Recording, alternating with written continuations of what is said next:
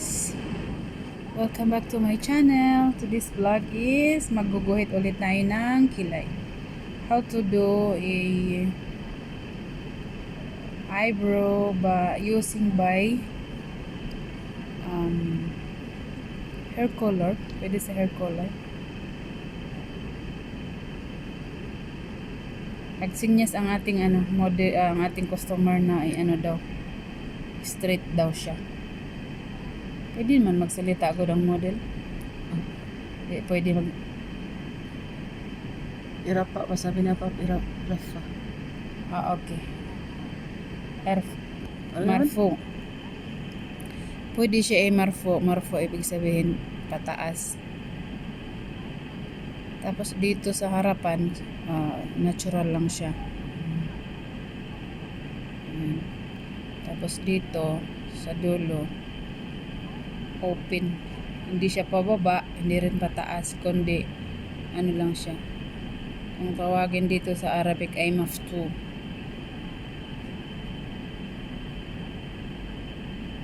Yan, hindi siya pababa, hindi rin siya pataas, hindi rin siya Chinese.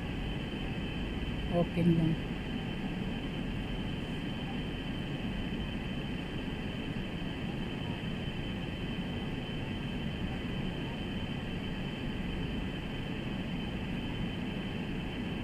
Tanggalin natin itong dulo.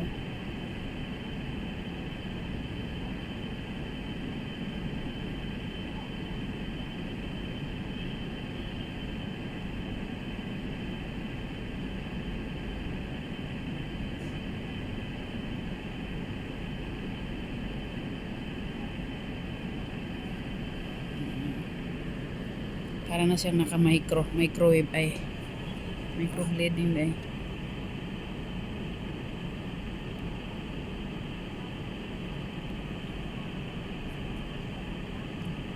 Tapos dito, para malaman nating pantay, dito, from here, dito. Mamaya pag naglagay tayo ng bleach, malalaman natin kung pantay siya or hindi. So, tansyado na natin yun. Basta professional na. Pero kapag bago, ang pattern natin is yung puti na ilalagay natin mamaya.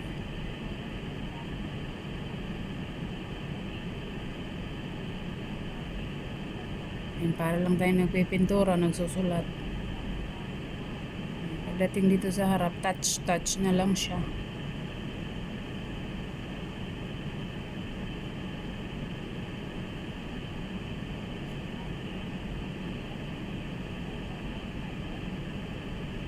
Napakasimple lang.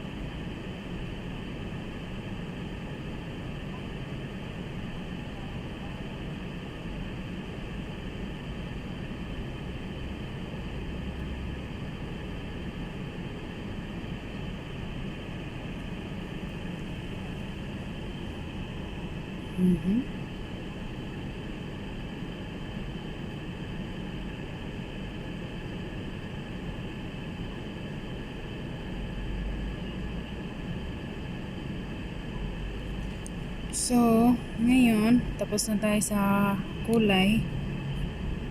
Ilalagay na natin ang bleach para mas maporma pa siya.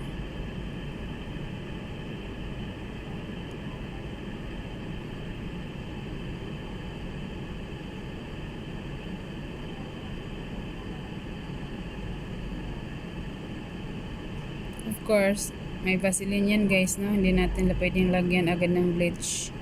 nang wala pong Vaseline kasi masusunog yung balat ng ating customer. So, ito na yung sinasabi ko guys sa mga bago pag nag-aaral. Dito natin titingnan.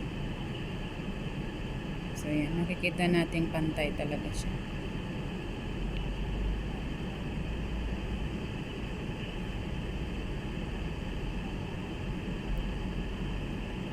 Kung sa Pilipinas ay micro, dito kasi hindi masyado micro kasi may nagsasabing haram, so hindi tayo ganun.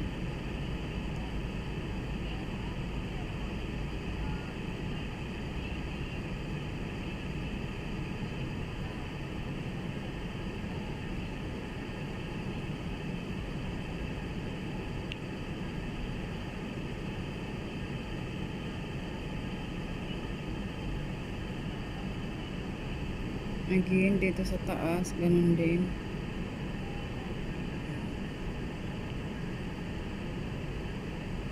And then, kapag mayroong customer na bawal dito lagyan, burahin na lang siya pagkatapos ng pattern. Para malaman lang kung pantay ba or hindi.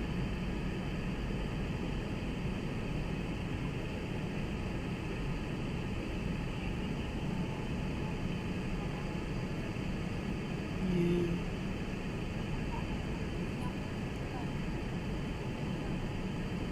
So, ayan guys, after 20 minutes, papakita ko sa inyo. Thanks for waiting.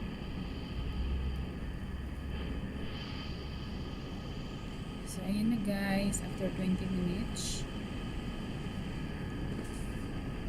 Magasan na natin siya. Then, mix konti para magiging natural.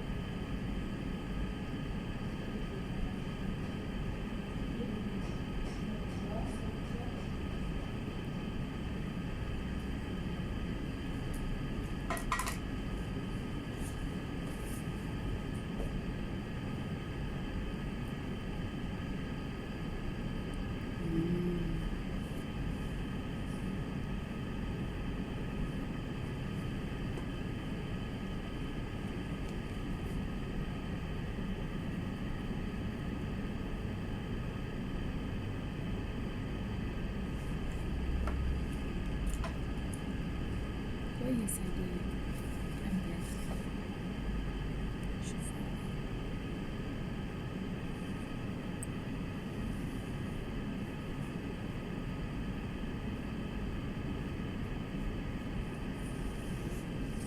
so wala na po tayong repair, ganyan na po siya. Ayan ang ating finished product. Thank you for watching. Bye.